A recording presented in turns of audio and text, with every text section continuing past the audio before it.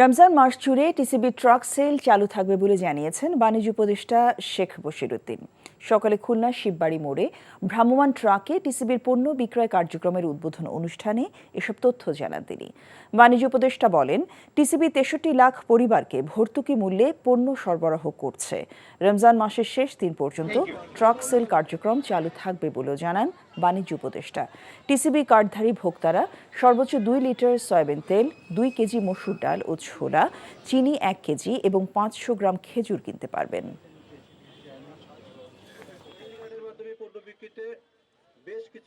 বিভাগীয় শহর এবং বাংলাদেশের আরো ৫টি সর্বাধিক দরিদ্র পীড়িত অঞ্চলে মোট ১৩টি এলাকায় প্রায় ১২ লক্ষ মানুষের বা পরিবারের কাছে আমরা এই ট্রাক সেল কার্যক্রম চালু করছি।